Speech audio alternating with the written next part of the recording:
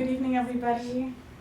Welcome to the King Juan Carlos Center, where we are located, and welcome to the Center for Latin American and Caribbean Studies. I am the director of the Center for Latin American and Caribbean Studies, and it's really my pleasure to welcome you here tonight. We have a wonderful crowd. We're so thrilled. We have some faces we recognize and some that we don't. If you're new here, we hope you'll come back again and again to some of our programming. The Center for Latin American and Caribbean Studies is dedicated to the promotion of knowledge, broadly conceived public knowledge about Latin America and the Caribbean. We take our commitment to the Caribbean very seriously, as I hope is evident today. And if you're interested in following our events, I believe there was a sign up outside. It will probably stay there, and please sign up and you'll have notices of events like these. I want to thank Professor Grace Ali, who has brought this wonderful event to us, and the speakers who will be introduced to you shortly for lending their time tonight. It is our habit here at CLACS to note at the beginning of the events that we host that we are presently located on the ancestral lands of the Lenape. We recognize the long-standing commitment and claim over these lands of the Lenape in the past and in the present. We also recognize that New York City has the largest indigenous urban population in all of the United States, so this is important to us as we think about our commitment to the Americas, broadly defined. And we really believe that an awareness of such exclusions is a really critical part of our mission, the work that we do, and should be taken up by educational institutions like our own. Having said that, let's move on to tonight's event. It's my pleasure to introduce to you Professor Grace Ali, known very well to some of you, I gather. And for those who do not know Professor Ali is an assistant professor, faculty fellow in the Department of Art and Public Policy at the Tisch School of the Arts. She is a curator and editor of many accomplishments. And we are having the benefit of her curatorial skills here tonight. She has assembled this event for us. Please welcome Professor.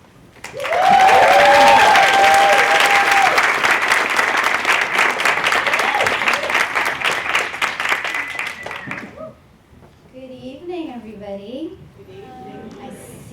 Good evening, Cheryl.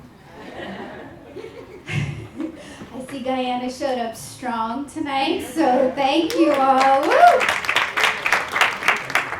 So first and foremost, tonight is possible because of the Center for Latin American Studies and the incredible team here, Omar, Johanna, Melissa, Jill. Thank you all so much for your time and your generosity and for believing in the importance of this work and this collection of filmmakers. And of course, my favorite department, my department, Art and Public Policy at the Tisch School of the Arts. Thank you so much to our chair, Kathy Engel, and our staff, Emily Brown and Kristen Kalaki, who were also instrumental in tonight. So it's always such a gift for me to gather people to celebrate Guyana's arts and cultural legacy, and in particular tonight, contemporary Guyanese film, which a lot of people don't hear those words together, so we're here to fix that. And I have to brag, but this is also a celebration of who's in the room. Some of you already know that Guyanese immigrants make up the 5th largest immigrant community in New York City. We're barely beaten out by the Jamaicans. So. Well, that's not always a good thing. Ouch! We say that in love. I have a lot of Jamaicans in my extended family, so I get it. We're small but mighty. But how we as a country, as a community of global citizens, both here in New York City, throughout the diaspora, we're quite massive in London and Toronto, as you all know. how we are represented, how our stories and our experiences are seen publicly on the global stage is becoming more important than ever. Case in point. So I'd like to share with you, read for you just 2 lines, opening lines from New York Times article in 2018. And I think this might be familiar with some of you. The title of the article was called "The $20 Billion Question for Guyana." And it was an article about the newly discovered oil on Guyana's shores. And so this is the brushstroke of Guyana that the writer paints for the reader. And this is the opening paragraph. So my journalism folks, you all know that that lead paragraph is critical, right? The paragraph you open the article with.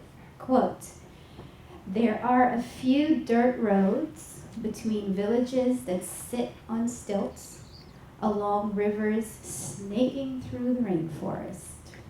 Children in remote areas go to school in dugout canoes and play naked in the muggy heat."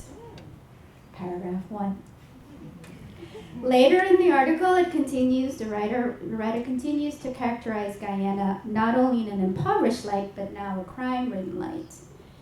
And a crime-ridden tropic, too. The tropical part is always important. So he writes, quote, "A vast, watery wilderness with only 3 paved highways, whose economy is propelled by drug trafficking, money laundering, and gold and diamond smuggling." The trifecta of crimes, right? Needless to say, you can imagine we weren't pleased. The New York Times editorial board had a lot of letters and nasty tweets in response. So, some of you are familiar. I did this thing my first day of classes. I played Danger of a Single Story by Chimamanda Adichie. It's the gift that keeps on giving. I encourage you all, with classes or without classes, to every once a month or so, remind yourself of how beautiful that lecture is. And so Adichie talks poignantly about, and this is very personal to her, about the constant indignities of having to encounter and absorb the dangerous single story of her homeland. And that is a single story of catastrophe. So she cautions us, she says, the single story creates stereotypes.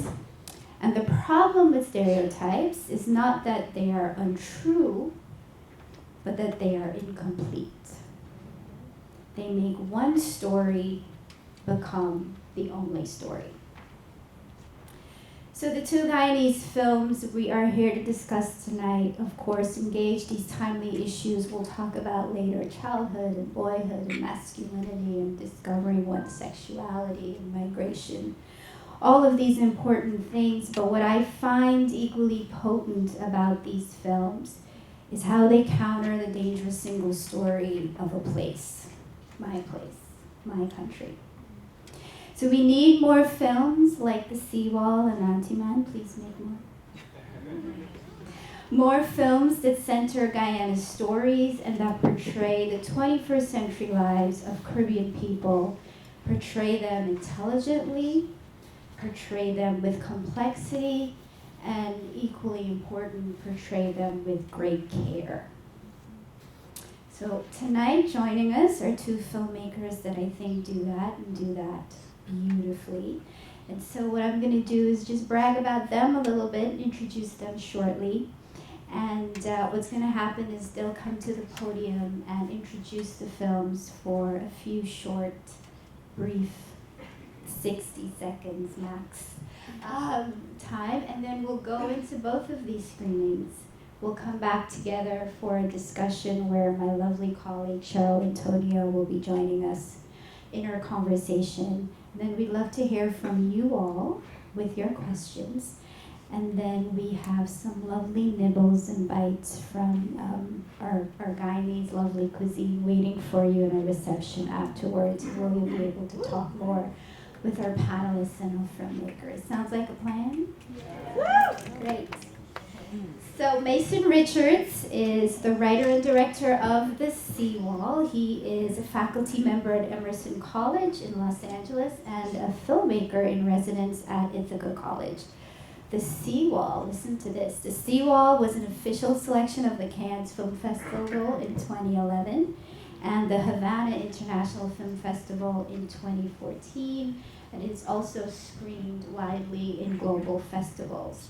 And Gavin Ramoutar is the writer and director of Antiman. He's also part of our NYU family here. He earned his MFA from the Tisch School of the Arts. And if you're lucky enough, you might catch him teaching a class at NYU's Canberra Institute of Film and Television.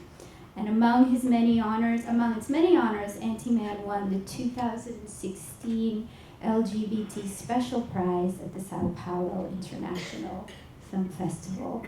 So we'll hear from Mason first, and then we'll hear from Gavin, and then we'll dim the lights and screen the films. I should let you know Seawall is 9 minutes, so don't worry. And Antiman is about 19 minutes, so these are very short.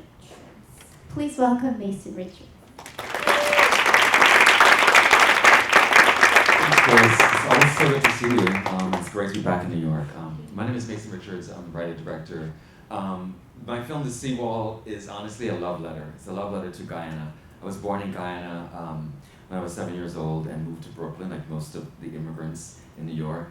And it wasn't until many, many years later, when I was getting my MFA in directing from Cal Arts, that I went back to Guyana for the first time.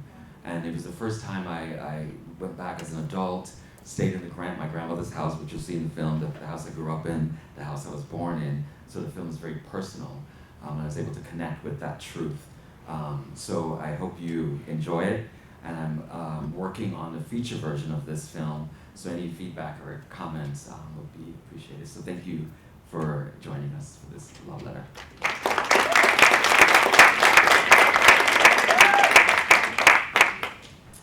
Hi everyone, I'm Gavin Ramoutar, writer and director of Antiman. First, thank you guys for coming out and supporting Guyanese cinema. It's always great to see this sort of love and appreciation for it. And this was really, I love Guyana as well. I grew up there, I came here when I was about 11.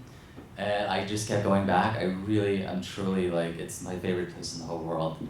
And the thing about loving this place is that there's a lot about it that's, not so lovable. And so the thing about going back and seeing the same kind of, struggle and the same kind of, just difficulty with, being a certain kind of man, I really wanted to use this film to tackle some of my own struggles with, growing up a certain way, being pressured to be a certain way. And I don't think I can actually carry on my love story or my love of Guyana without tackling this issue. Because every time I go back, there is this pervasive fear, this thing that just sort of stays there. It always makes you a little apprehensive to really just love it wholeheartedly. So this is my way of sort of starting a dialogue so that we can talk more about this. Thank you. Woohoo!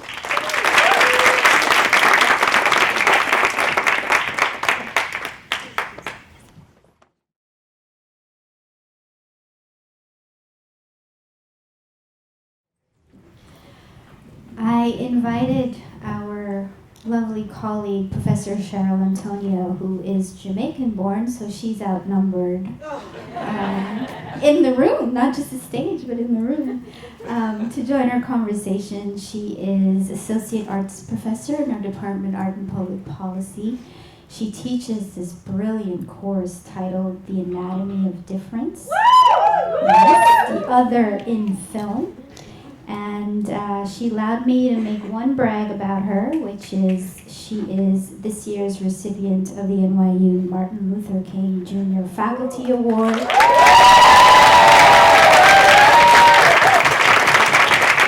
For her teaching and her social activism. So what a better way than to open up with Professor Antonio. I'm curious, we're all curious to hear your thoughts about The Seawall and Antiman. Well, I'm incredibly moved. I was going to make a joke that I'm too emotional, I have to go home. It's so rare to get to just watch something without a lot of hype and drama and be lulled into this beautiful space. this beautiful invitation. What's coming up for me is, we were talking before about leaving so early, leaving the island so early, 7, 8, 11. And you don't know what you carry with you until you see it. And what was very present for me was how our cultures use silence. And how you express loss or rage or anger also with silence, right?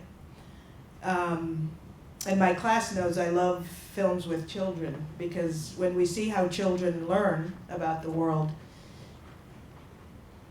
it can be equally violent but incredibly powerful. And one of the hard things about what I witnessed here is how much we learn at home from our mothers, our fathers, our grandmothers, right? About how to be in the world. So that's kind of like what's swirling for me emotionally right now, and how so much can be expressed in just a look or silence, and how much responsibility one has in carrying a family's name, much more evident in Aneiza, the idea of representing the family name, the father, the tradition. But just the beauty of seeing people of color so passionate and so expressive and so quiet, and being able to understand and read that. Thank you both very much.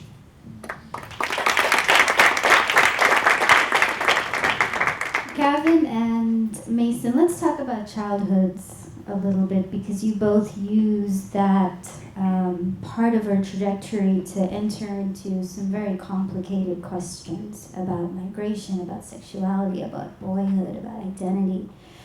And every time I see these films, it reminds me of my own childhood in Guyana. We did the seawall every Friday night. That was the family event, to go to the seawall every Friday night.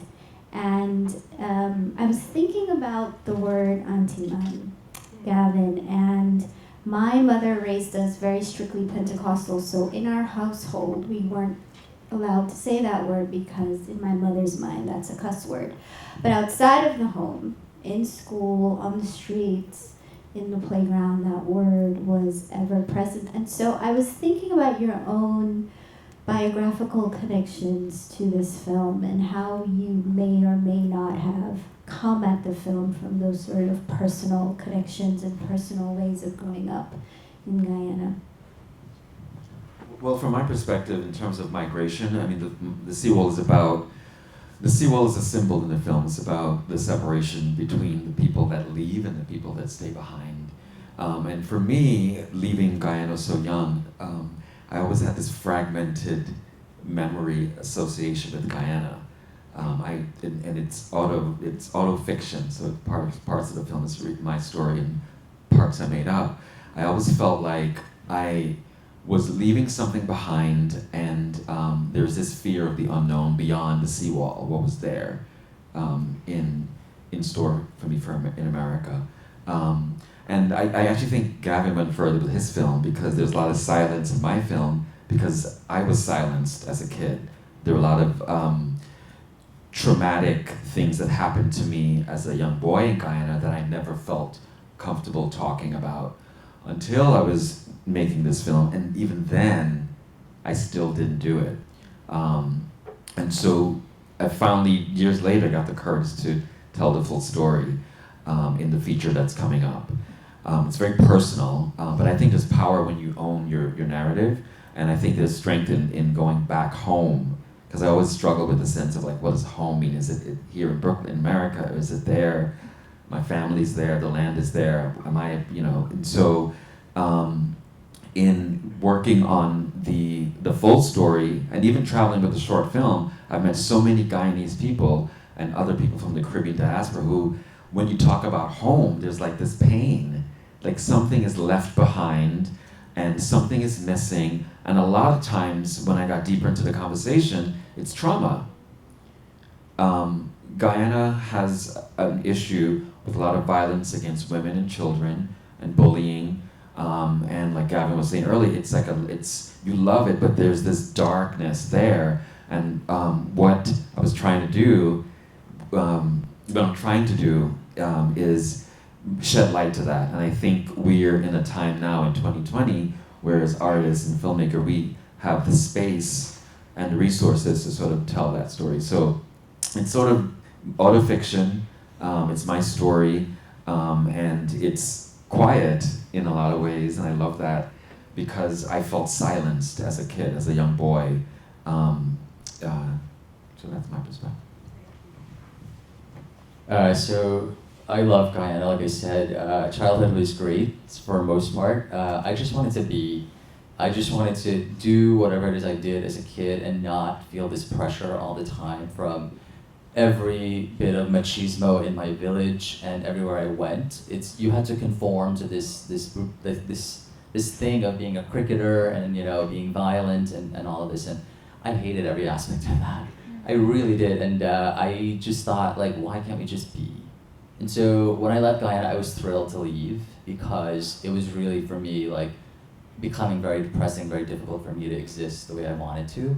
I felt very normal and trying to keep up and trying to be like everyone else. And for some reason I couldn't be, and I don't know why. And I was just looking at TV and seeing everyone else getting to be exactly who they wanted to be, and I hate that. So I thought, if I go to America, this will be great. So I really relished the chance to leave.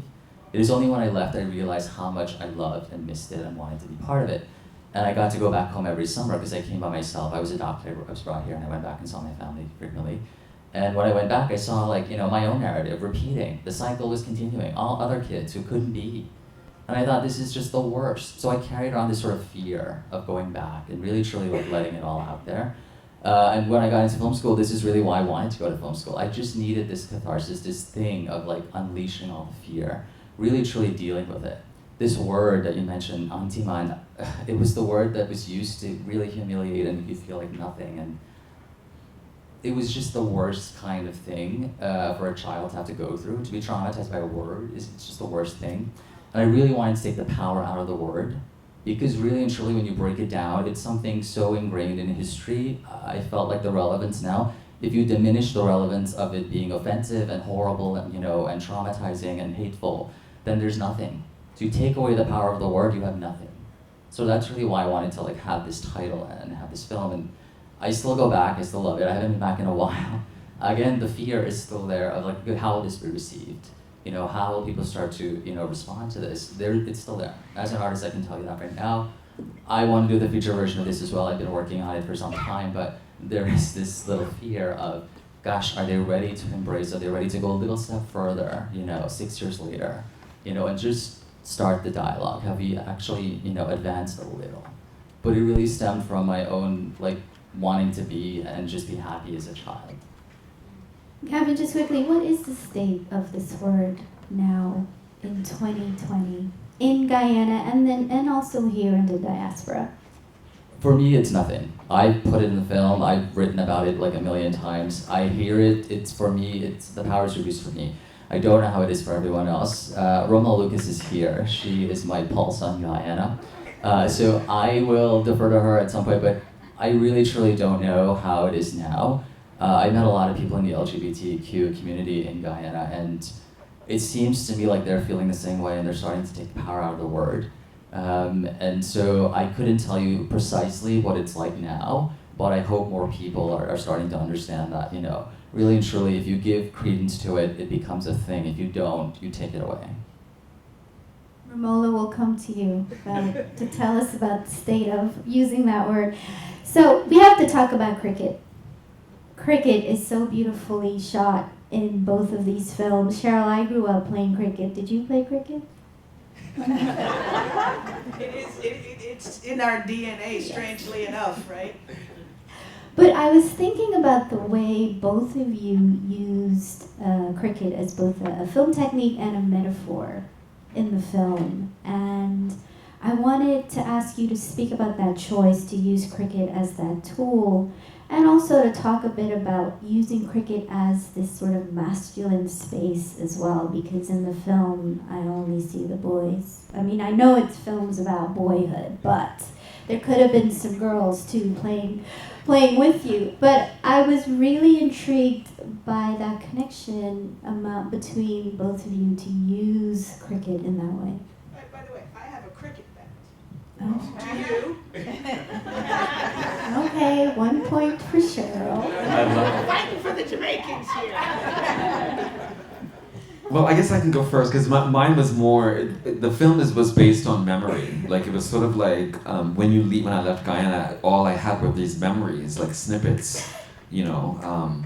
And so the film is visual because I just kind of wrote it based on things I remembered. And being a boy, like that was the thing that you did, you know, to kind of with your friends and to be masculine. And the other memories that showed up were my grandmother's food and the fish. Coconut water, man, like those, and the birds, and my mom said I was always a sensitive kid, so I would go and like to the back dam and bring back flowers and things like that. So it was like, so all those memories, for me, it was just like snapshots of moments of boyhood in Guyana, and it was a lot of it was, some of it was sports, some of it was school, but it was family, and it was the home and the love and the warmth of the grandmother, and so.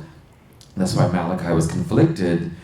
He didn't want to go to America beyond the seawall to the unknown because he doesn't know what that's about. He wanted to be safe with something that was familiar. So for me, the cricket was just more like a snapshot. For me, it was the only thing I could think about actually from my whole childhood. My father's a big cricketer. He is an umpire. He is really into the sport. I hate it so much, but I don't hate it. I love playing with like everyone in the community, like my sisters, you know, our neighbors, but his way of playing is like, no, this is, you know, you're wasting time here. Put you with the big boys who are playing really well, the ones who are really gearing up to do something, you know, powerful with it. For him, it was an avenue to be someone, and I understand that now more. I think as a child, you don't quite get that. But it's the only thing that it's so like pervasive in my household. My whole house has cricket memorabilia and trophies and everything. So it's really hard for me to shake that. And going to film school and going back home and writing stories about it, it just shows up everywhere and it's so ingrained in me. But the bigger part of it again, and Mason mentioned earlier, this violence of the cricket bat. And so I've seen women hit with cricket bats and kids hit with cricket bats. And so there is a joy to cricket the game, but it's also used as a way to, you know, make men feel more powerful, that they can use this as a weapon, you know, to empower themselves as brutal men and also as men who are, you know, good at sport. And so I like that interesting aspect of, you know, this thing that could be, you know, such a great pastime can also have this very dark, visceral, like, you know, painful side as well. And it really just stuck with me throughout, and I really wanted to showcase this and then to show that there's both sides to this brutality. And if I can just add, it's also something, sorry, really quick, it's also something that like left over from British, the colonialism. And you know, when I pitched the film in grad school, people didn't know where Guyana was. They were like, is it Africa, is it Ghana? And so I had to explain and talk about the history of England, and the cricket scene was one scene that people were, you know, that people kind of was different. That's the point I was going to make. It signifies the colonial presence, and what I like about it is this tension between the islands and the colonial presence. Right? Cricket wouldn't be there if we weren't colonized, right? And it was a very different situation for girls. Actually, I ended up at a Catholic school where the girls were told not to play cricket, but to play tennis instead. And so I actually wanted to play. And the irony, when we came to America, my dad would always talk about how when he played cricket and, you know, he didn't have a mask and they didn't have gloves and, you know, you had to catch the ball with your hand. And so, and he wasn't a terribly masculine guy. You know, I would say he was actually had many feminine traits, but he always compared cricket to, you know, an unprotected sport. You know, it's a tough guy, broke my nose.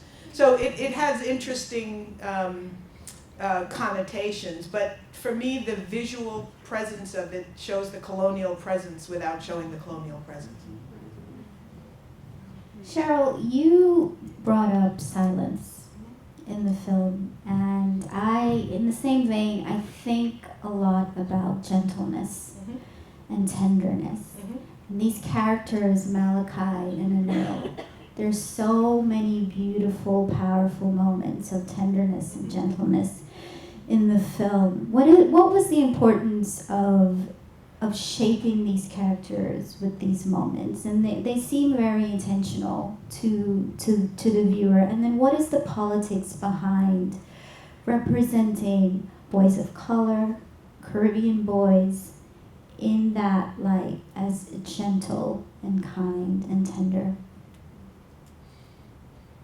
For me, it's the way I remember the boys that I played with and the boys that I hung around with. Again, while you're groomed to be one way, there's a bigger part to personalities that come out. And most of the boys that were my closest friends, this is how I remember them, the gentle side. They were the ones I identified with most. I grew up in a village of like mixed people, Indians, Africans, every different type of person. So I love that. Living in Georgetown is the best feeling because there is this sort of racial tension in Guyana as well. And back in the 90s and 80s, it was very really strong. For me, none of that matters. I don't care about any of that. And even now, my closest friends are the people of my village. So for me, it was very important to show this in the film. This wasn't one, story only. This wasn't an Indian story about cricket. This wasn't a black story. This was just a Guyanese story. And I just went with, again, the people, and they're modeled after actual people in the village who I remember.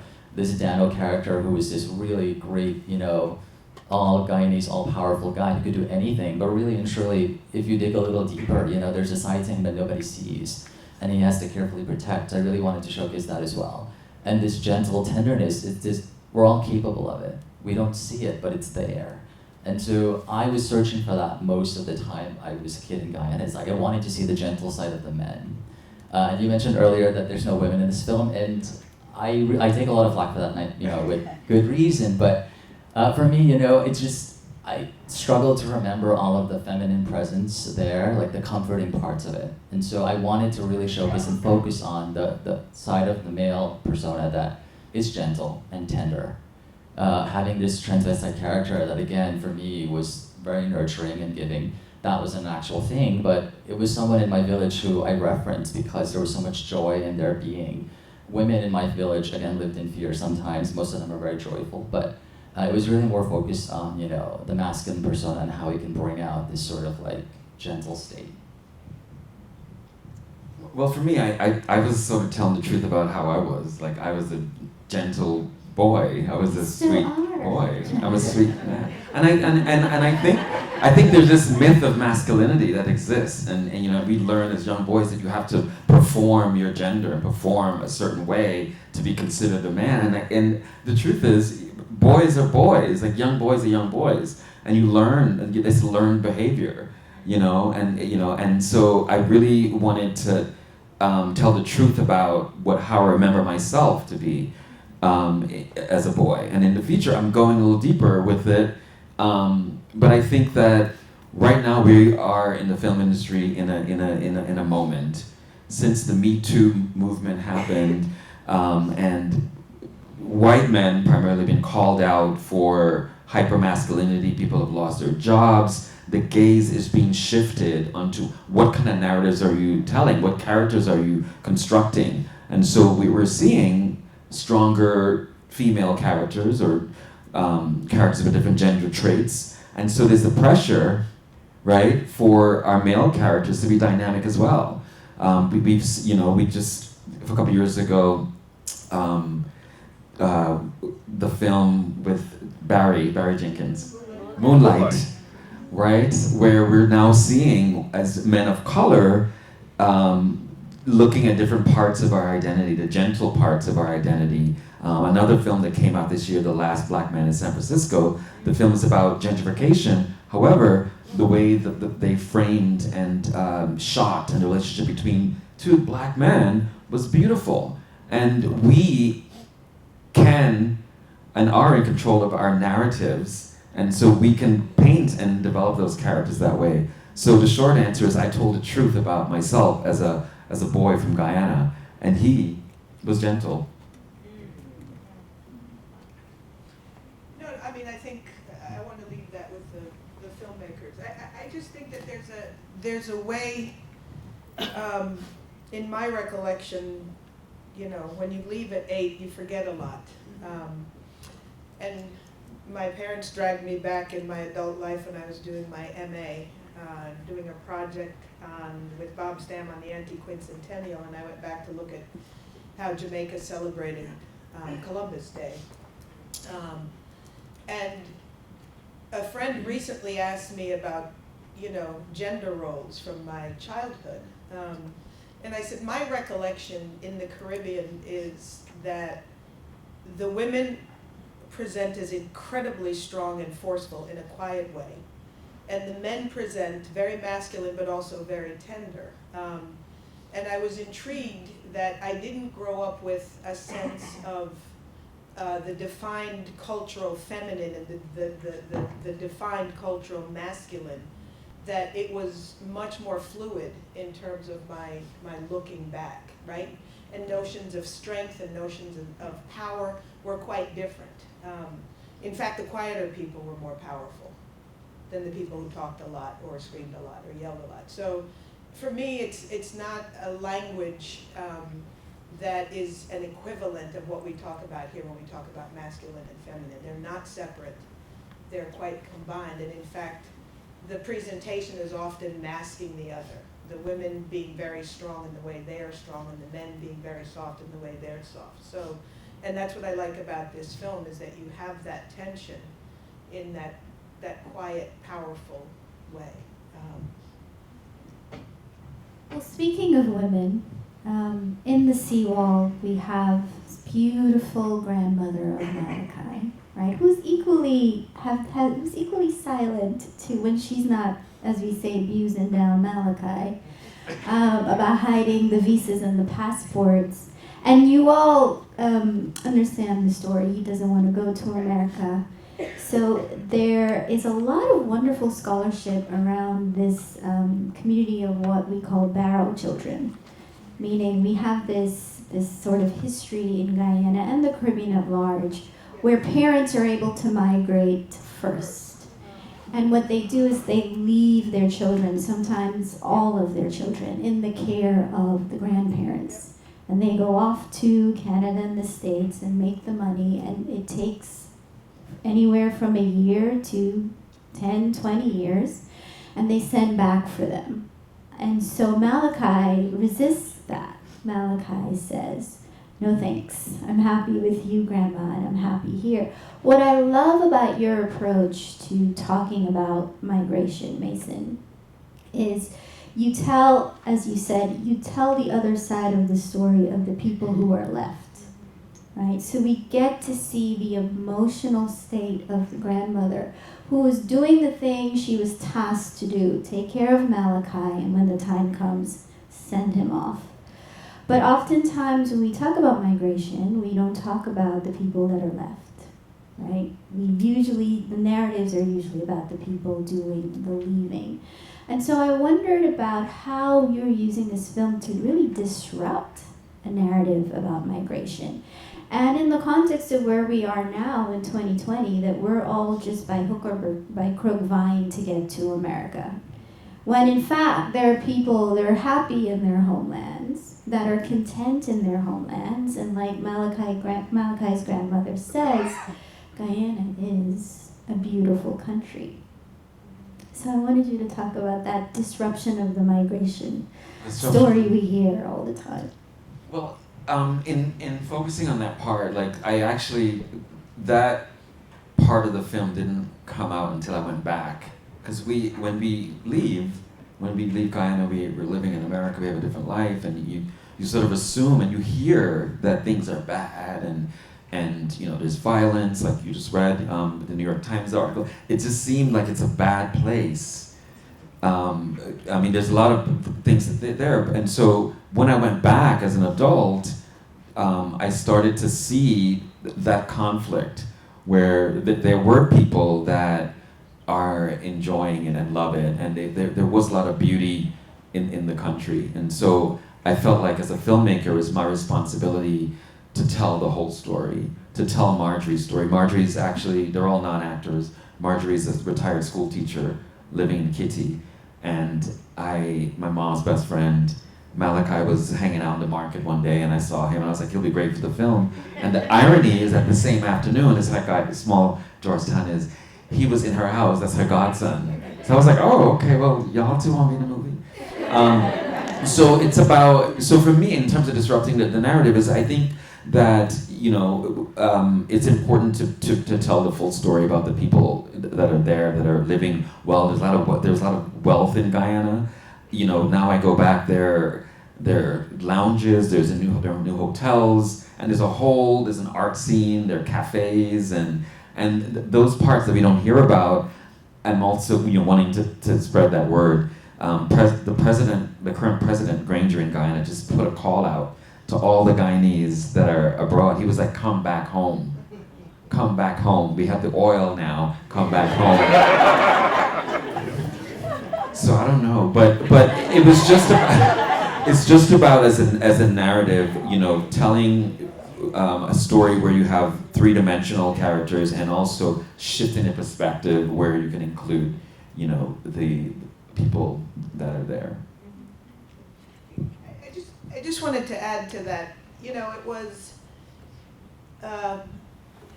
when you're born someplace else and you come here and you live in two worlds. You are an American, you're an African American, but you live in a West Indian household. And you know, I just heard that with Naomi Osaka. Remember, they said she grew up in a Haitian household, and I know what that is, to live in a foreign country but have your household, right? And it's important to understand that notion of migration, right? Like, you're gone but you're not so gone, right? And then so you learn to live in these two worlds, and then you have the idea of nothing is you know, worse than things like slavery and the Holocaust, but you know, looking back on even Daughters of the Dust, families are broken up all the time, and you're all, you know, when you leave your place, you leave someone you love. You're you know, it's Paul Gilroy's Black Atlantic, but you're going between I love my mother, I love my grandmother, or the missing mother in, you know, in your film. And so this sense of always being away from loved ones or broken families, not in the violent sense of slavery or the Holocaust, but in terms of loss. You know, I think of, you know, she did not express it that way. She said, I'm tired, I'm getting old. But you think of Sugar Cane Alley and the grandmother there, or you think of Nana Pazanthan, Daughters of the Dust. You know, there is still loss and brokenness in families having to separate, right? And the little boy never said anything. All he did was hide that passport. Talk about a gentleness. You know, he never thrashed, he never cried. But that I turned to him. I said, thanks a lot, you know, because, you know, my family came here first, and then I stayed, and I was very happy with Grandma. And then it was my turn to come, and it's hell to leave. You know, it's just, where do you live after that, you know? But you're always leaving someone you love. I mean, that's just, you're in pain your whole life in a way. Gavin, that line about I wish your mother could have seen this is quite an ambiguous line. Where is the mother? So I basically wanted to add this subtext of the mother not being there. The brutality of the father drove her away to some extent. Just to have that subtext of there is brutality on all fronts, and believe me, it was not intentional to not have any women in the film in that sense, but it really was about the lack of like this female presence, you know, that I felt was not quite there. Because when you needed it most, it really didn't feel like it was there because you couldn't get to it enough. There was a separation. You're always with the men. You're always hanging out with the men. So for the mother, it was just about she left, or she was again not part of this whole thing because it wasn't her domain. She had her own thing going, or she left, or you know, the brutality of this household kept her away from this proud moment. That's really what I was aiming for with that subtext. Good. It was one of those things that you left for us so unanswered, but I think it's beautifully unanswered because it allows us to answer it in many ways. And Cheryl, to your point about loss and how migration really ruptures and fragments families, so also friendships. So you all left 7, 8, 11. 11. I was 14. Play those numbers. 14 and I remember watching so many friends get their papers and go off and leave and promise to write and never did. And feeling like, well, I'm not going to get close to you because your papers will come through at any point and you'll get on a plane and you'll leave and promise to write. And then our papers came through at 14 and I got on a plane and promised to write and never wrote.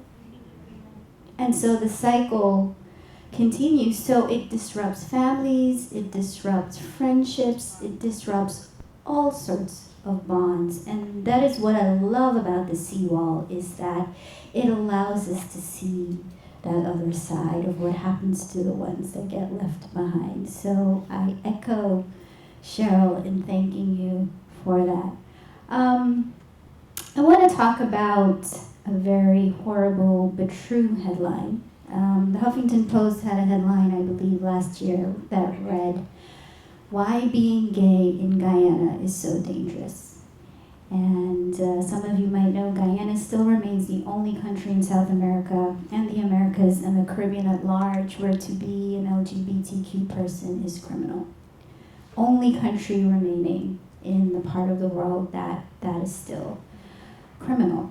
And I find it interesting, Gavin, that the way that Antiman, and I don't know if this is your doing or just a general marketing response, but the way Antiman has been promoted is as a Guyanese gay romance, or at least I read that somewhere, so if it's fake news, correct. Fake news? No, entirely. So the slug line definitely has that. It's about, this boy pining away for, another boy. He's coming into sexuality. He's first discovering it. And my intention with it, and the Huffington Post headline, it is very true. It's a scary thing. You don't want to be gay in Guyana. And so I've seen a lot of people who are homeless, who, again, have left schools and homes because there is no counselor to go see in high school. You're out. They don't want that presence they feel it's disruptive. They feel it actually influences other things. So hearing all of these stories, working with organizations there that are really trying very hard to sort of resuscitate this, dying population of teenagers who are suicidal, reading about suicidal stories all day long, you realize how dangerous it really is. And so my intention was never to have this hard-hitting thing of like, let's examine homosexuality in Guyana. No. It was really about the family dynamic. And that's really where everything starts for me. It's always in the home. You can go out into the world and get beat up and insulted and feel like hell. But when you come back home, to have that environment, that nurturing, loving place, that people who know you and understand you, that's very important to me. I feel like that's the first step in Guyana. It is not the whole big problem. It is the home in general, the home that we're creating with our kids. We need to teach them that, you can be a certain way, it's fine. You can come back here and I will love you. I will appreciate you and see you as a human being because I am capable of empathy and compassion, and I will teach you to do the same for everyone else. That was the intention really behind it.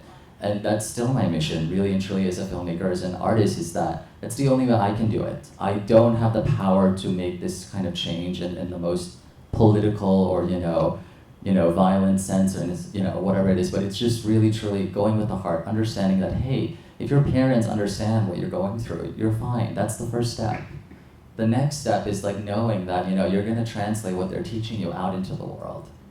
It's the fear that you learn at home that sort of carries through wherever you go. But I think that's part of the conversation. I really think that at the home is where, like you were saying, we learn all these behaviors. And real talk, like in Guyanese community, people know that there are people who are gay and trans and all kinds. People know, and people there's a weird. I was talking to someone about this in LA. There's a weird sort of acceptance or acknowledgement of, oh, that person is gay or whatever. But I think that because it's still this law, there isn't leadership in terms of like the conversation about acceptance. I think this Huffington Post article is shedding light on something that it's the only country where it's illegal to be gay in 2020.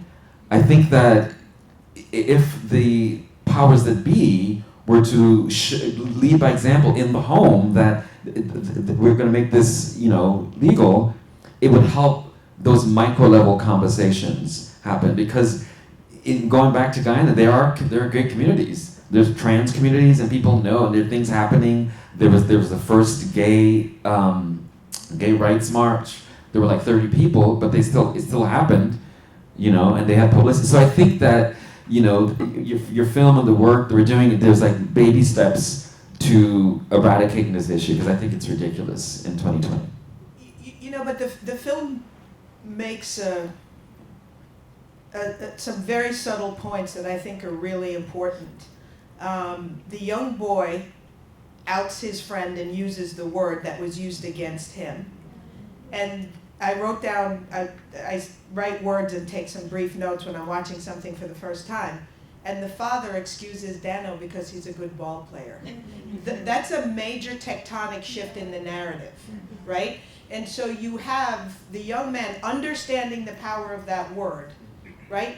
Because again, in a quiet film, words are violent. Or like in a film I used in my class, and some of my students are here, my Vie en Rose, a haircut was violence, okay? So that kind of blew my mind, that the father excused Dano because he was a good cricket player, and the kid used the word because he was angry. And I thought, that's the beginning of the story, right? That wasn't the end of the story. That was the beginning of the story. I also asked about the marketing and the framing of the film as a Guyanese gay romance, and I use it in quotes because it could have been fake news. But as a way to talk about audience response. And I shared with Gavin, I was at a screening for this very film once, Anti-Man, and the points in the film, it was a largely Caribbean audience, the points in the film where people were laughing really broke my heart, because it wasn't funny. And it reminded me of, Dave Chappelle tells this story about why he walked away from his multi-million-dollar deal at Comedy Central, because he was doing a bit, and it was precisely at a particular point that people laughed, and it was the way they laughed that he knew, okay, I cannot be the maker of this kind of comedy anymore, right? So laughter can be violence too. And so I want to talk about audience. I want to talk about how we react to the laughter from the audience, particularly for Anti-Man. And I also wanted to ask you, all of you actually, if we can actually use the audience's prejudices as a way to undercut them and get into the story in a different way. Well, for me, I saw the same screening you did, and that was actually the most terrifying screening, because it was all the people from your country who, again, had no briefing on the film, what it was about. And this undercutting thing, I kind of went in embracing it, because I thought, you know what, they're in the room. That's the biggest thing for me, the fact that they came to see the film. I'm sure they had some idea of what it was about, but that for me was the biggest thing. The biggest fear is that people don't want to watch it because it's about something that they fear. So the fact that they're in the room was a big step for me. That was 90% of it for me. Them laughing at certain points, I feel it's just the way they watch a film. I don't know if you guys watch films with Caribbean audiences. There's certain parts of it where it's not funny, but they find it funny, and you go with it, And so, having been here and conditioned in film and TV, and now I'm scrutinizing every film I watch because I've gone through Tisch education, I can see why. Because I watch a movie with my parents, and I'm like, that's not very interesting. Why are you laughing at this? It's not funny.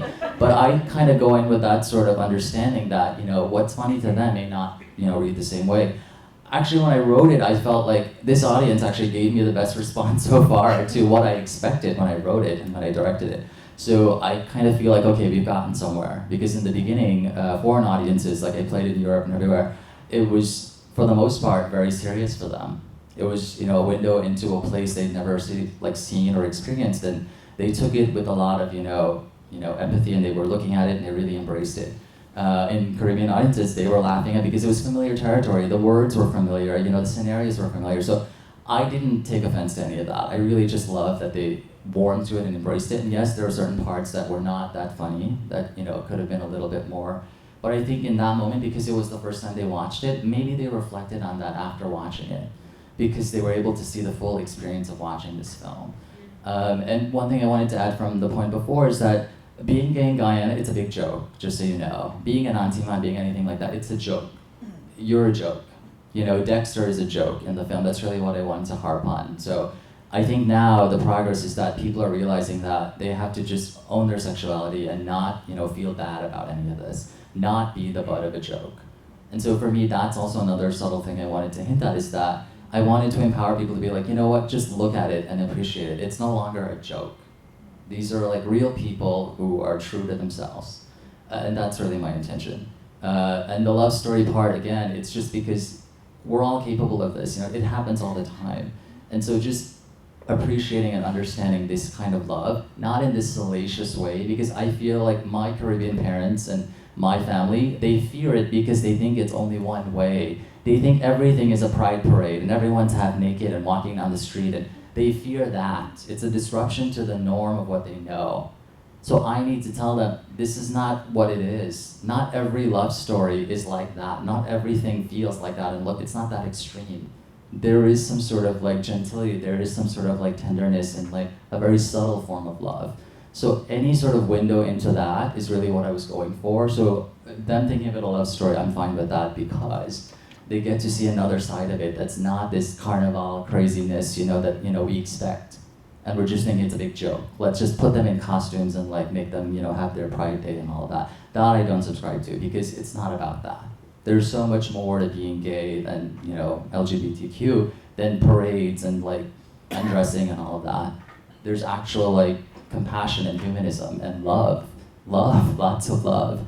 And so I really want them to see that. Yeah, I mean, Particularly about the audience and laughter. I think people laugh when they're uncomfortable.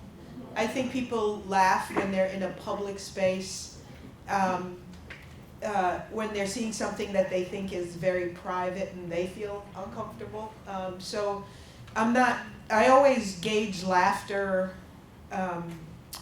Laughter has a range, just like everything in life has a range, right? And so I would imagine some of it might be discomfort, but yeah, I think people privately walk away with something very differently.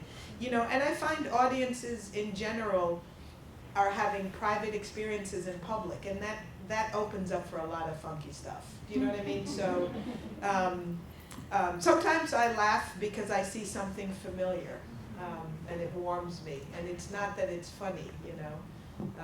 So I've learned to understand different forms of laughter. And part of it, I'm sure, is discomfort with a subject like this from a culture like this. We are going to move into your questions in a moment. I'm going to have two more questions or points for all of you. And Cheryl, Mason, Gavin, and I are dying to know how you would teach. How you would teach these films in Anatomy of Difference, the other films. I think my students could tell you how I would teach this class. You know, I'd put it in the conversation with all the other awesome films that we talked about when we did gender. You know, one of the great things about it is it's so wonderful to have, and I use a lot of short films as well in class. I don't show only features, so I would certainly use it when I used the feature, because it's only 87 minutes, my Vie en Rose, right? Which takes place in another culture, but I'd love to put it in conversation with films, you know, scenes from films like Moonlight, or even, and I use this film in class too, because it's about a boy and a girl, Whale Rider, right? Because I really like to show how children from different cultures learn about gender and gender performance and masculine and feminine, or Celine Sciamma's Tomboy, or there's so many wonderful films, but you know, so I would put it in a global conversation, and in fact, I'm gonna shame you into giving me a copy so I can use it for next semester's class, in conversation with that, and it really falls into the category. Another student here, I drew this cockamamie chart, you know, the Cheryl cockamamie chart of how children learn, right? the child, the family, the church, the school. And then one of my students who's here, Devin, says, you know, there's a Brumfenbrunner, or whatever his name is, chart about how children learn about their communities. So I still show my cockamamie chart and this chart. But both of these films express those layers of learning, right? And also show how it starts within the home, within the family. How children, most of what we learn to fear, most of what we learn how to be, how not to be, starts in our homes, right? We can talk about the government and colonial pressure and all that, but it starts at home. So this would fit perfectly into that conversation and add people of color to the global conversation about how children learn about gender performance. And there are certain features I use where the boy is actually not the main question. For instance, in Whale Rider, it's about the little girl, but you also see how boys learn. In Girl Fight, Karen Kusama's Girl Fight, she wants to fight, but the father wants the brother to go take boxing lessons, and he wants to be an artist. So it doesn't have to be the main centerpiece of the story, but to be able to include people of color into this, it's a global conversation because these films are from all over the world. We are going to take your questions, and there will be a mic going around, but I want to end our conversation with each other with this question. And so Mason shared with you all that he's working on the full-length feature. Congratulations, first of all. A long journey. It's a long journey. And as I shared, when we opened the program, you don't hear these three words, Guyanese contemporary film, often. And so I wanted to ask the both of you to talk about what do you see the future for Guyanese contemporary film looking like? I see it looking like this. I think we're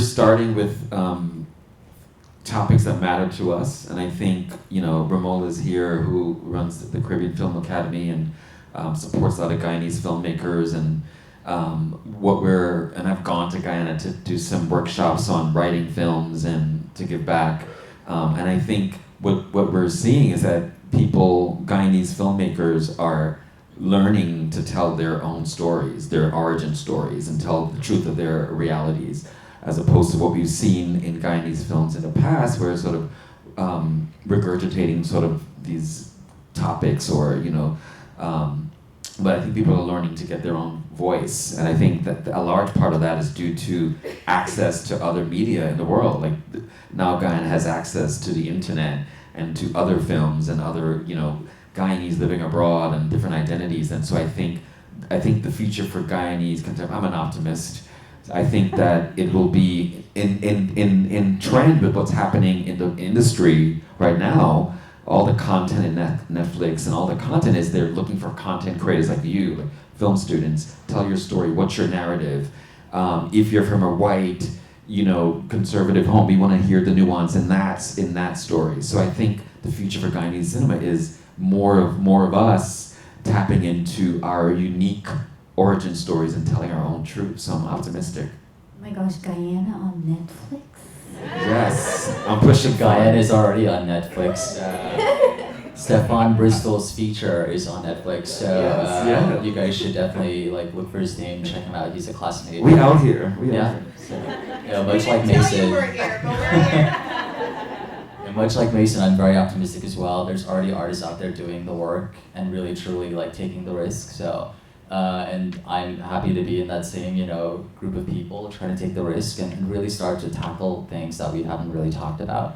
And again, the objective is a dialogue. All I'm looking for is a dialogue about all of this stuff, really and truly. We're not looking to make waves or, upset anyone or hurt anyone. It's really a conversation that, I'd like to have openly like we're having now. We are going to take questions, and Melissa will pass the microphone around. Please use the microphone because we are live streaming and recording, so we'd love to hear you. Yes, we're live streaming. We're live streaming. Oh, yes. That's on tape. Just kidding.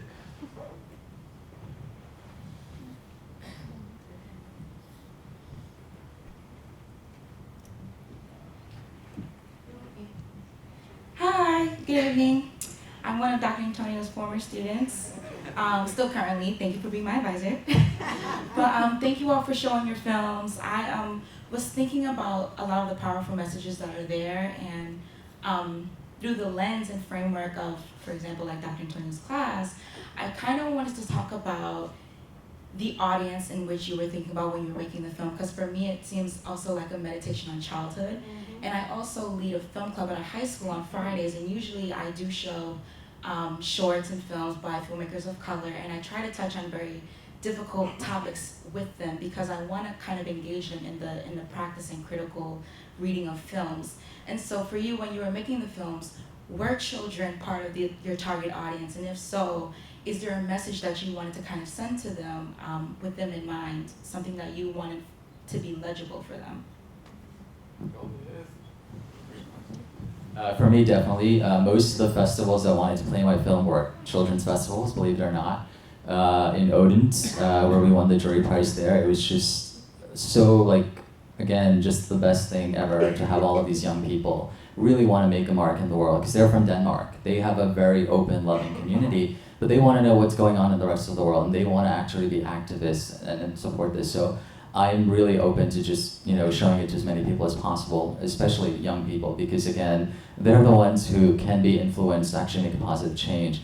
It's hard to teach old dogs new tricks, as you guys know, so I've seen this in my own household, my own community, so I know the importance of youth and like young people really truly carrying forward, a humanistic, compassionate message. Well, I think I definitely wanted to make a film for a universal audience, for a white audience, international audience, but I wanted to tell it from a child's perspective, because I think a child's perspective is very pure. And there were two films that I saw when I was in film school that made me, I had to make this film. I saw Abbas Kiarostami's Where's My Friend's Home. It's about a little boy that's trying to find his homework. I recommend it. And we see Iran through his eyes, through his friends, his family, the home. And we saw the country that we probably don't know a lot about. The second film was the Apu trilogy, Sajid Ray, an Indian filmmaker. And it was this young boy in a town in India. This is a film in the 1950s. And just the perspective of a child is so important and and I think interesting for teaching old dogs, or for showing adults a point of view, because we all can tap into what it feels like to be a child. So it is for kids, but I also was planning on making it for a universal audience.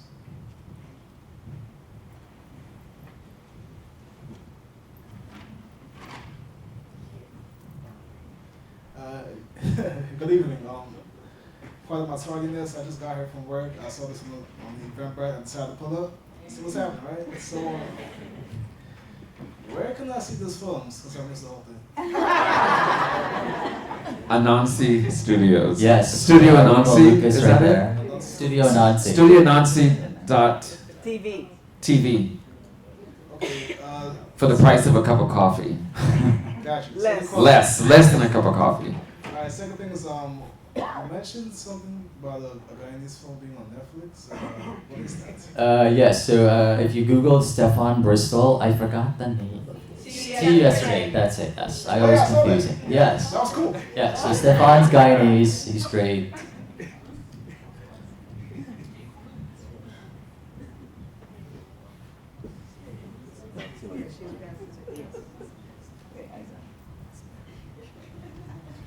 Hello, wonderful film. I'm outnumbered here too. I'm a Bajan, so I'm outnumbered. As a Barbadian, and my husband, he's Guyanese, and we were talking about Caribbean films, and there's a dearth of really good Caribbean films and Caribbean filmmakers, and I love Caribbean film, but it's like, I'm in a drought. We gotta talk about the capital. Where is the capital for us to be able to tell our stories? You guys came out of Guyana. You don't live in Guyana anymore. But there are lots of filmmakers and storytellers still in the Caribbean. Capital. How do we get access to the capital? It's not America where you can do a quick Indiegogo and you got millions of people here to throw money into buckets. The Caribbean is not really. We need capital to tell these great stories, and we have tons. Well, 3 letters for you, OIL in Guyana right now. Oh, That boy. money, I'm not kidding, you guys. That's the real Being thing. an oil-rich country, I mean, we have so many lessons to learn from reality here in terms of other countries and what's happened. Venezuela, Trinidad, also, countries in Africa, Equatorial Guinea, where one person controls all the wealth of the oil in that country. But again, using these resources that we have, that we're selling, that we're projected to be the richest country in the world in 20 years because of our low population, using that money to build infrastructure like a film commission and having artistic grants so that people can further these kinds of ambitions and not things that won't serve us, that's the first step. Really putting what we have back into the people and the talent that's there. We're not cultivating the talent that's in the country.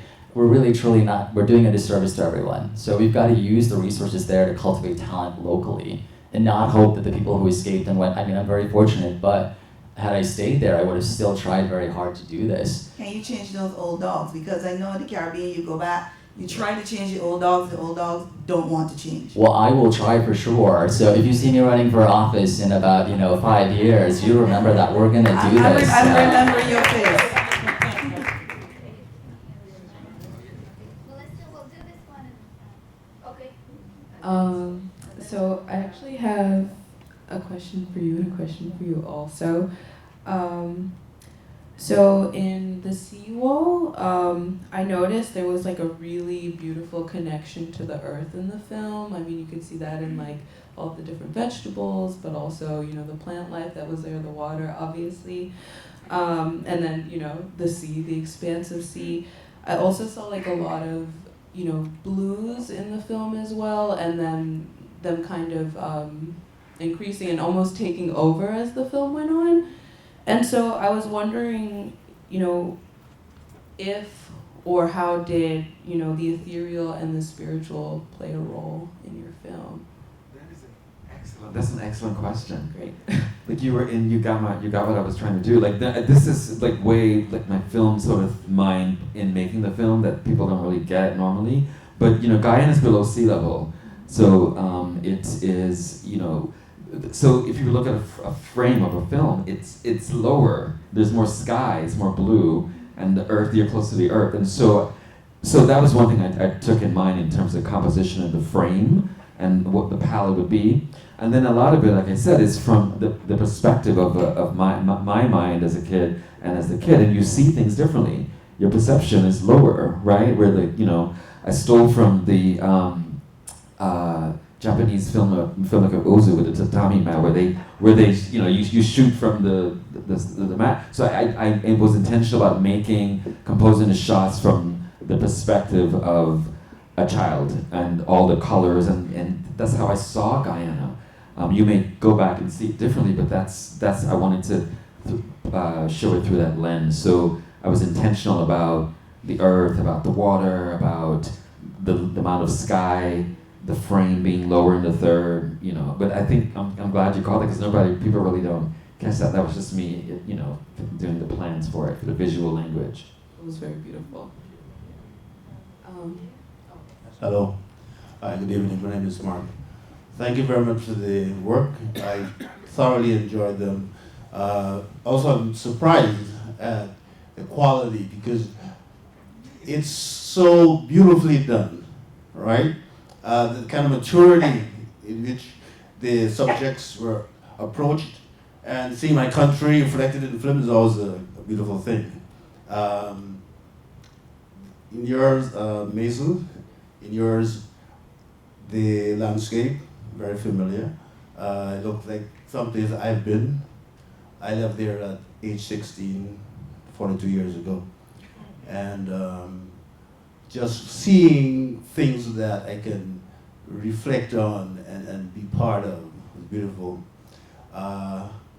In the other one, Gavin, great job too, because what was surprising was the subject matter.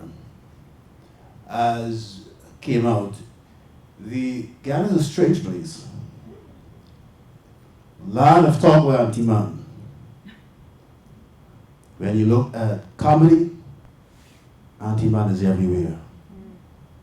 And They write so much about it, and yet there is this tension about it in the culture that they disavow it, but they yet embrace it. It's a strange place. So looking through the lens of a child, I never actually thought of that concept from a child's perspective, because all of my understanding of it was seeing grown people. Hello, Karen. And when I looked at it for the first time, it dawned on me that you didn't become an anti-man as a man. It started as a child. And we never saw it in children. Children were always, as boys, we call each other anti-man and things like that. But I never thought of that in Guyanese context as a child, because you weren't, I now understand, you never were allowed to be yourself. And it never, until this film, it never came into my consciousness. But it's everywhere in the society. So it's a good place to start. And the fact that you're saying we're the only country in the region that has it outlawed is a strange place indeed. We have time for one more, and then we have all the time to ask the questions to the filmmakers in our reception outside. So we'll take one final question. And hi. So this is my second time viewing both, and I was there when the audience laughed. But what I'd like to ask you, Gavin, tonight is to help me process it was probably the end of your movie, where the dad said, it doesn't matter as long as, nothing matters as long as you're a great cricketer. Because the one way it could mean, really, I love you, son, it doesn't really matter. Or it could mean, I don't hear that stuff. The only thing that is important to me is that you were a good cricketer. So could you help me process, please? Don't tell her! Don't tell her! And my intention entirely, it's very hopeful. Is the experience of this is not him coming out or embracing him fully or anything like that, but it's giving him some sort of window into a potential relationship, an acceptance, if you will, to say, like, you know what, I see the talent above, you know, the thing that, you know, should really define you. So I really wanted to show that if you look close enough, there is a lot more to a person than being gay or straight or anything like that. And for parents to recognize and understand that and see the talent and potential of their children is the most important thing. If you don't see the potential of your child, it's really difficult to have a relationship with them. You have to, like, understand that. And I'm not talking about coddling them all the time and, you know, affirmations all day long, but really understanding that they do have the capability to be good people, good human beings, and that's really the foundation of it all. But I really wanted to end on this hopeful note, as there is hope for this relationship. There is a possibility that he could grow to love him and understand his talent and appreciate his talent above everything else. Just as he would this other boy who's not his son, but he's saying, you know what, I can overlook that because I see him for what he is, which is, again, for me, a great cricket player. I think the key is in the fact, and I really appreciate that, and children should have the support of their parents. But one of the interesting things about the film I showed in class is this little kid had to fight through his stuff on his own, the loneliness of it. And to me, the hopeful thing, because, you know, when you're a PhD, you can make stuff up, right? Because we're the final author of the text, right? The viewer. To me, the hopeful thing is not the father, it's the fact that the little boy dances and hits the ball. He's both of those things. He hasn't chosen one or the other, he's both of those things. And for me, that's where the hope is. Because he has to have the strength to be both of those things. Right? And parents, we never tell our parents 100% of what we're going through. And we never really can ask for the support we need. So as kids, we're always dealing with stuff on our own, you know? And I wanted to end my participation by saying I always learn more than I offer wherever I go, and I'm really grateful to learn what I learned this evening. And my students know I use Chimamanda Ngozi Adichie's Danger of a Single Story, and I actually pulled a quote for this evening from her. The problem with gender is that it prescribes how we should be rather than recognizes how we are. Imagine how much happier we would be, how much freer to be our true individual selves if we didn't have the weight of gender expressions. And that's what that little boy dancing on the pitch meant for me. Thank you both very, very much for having me here tonight. So we hope we've done our job, which is help you fall in love a little more with Guyana. So thank you all so much for coming. Please join us outside for a reception. Cheryl, Mason, Gavin, thank you.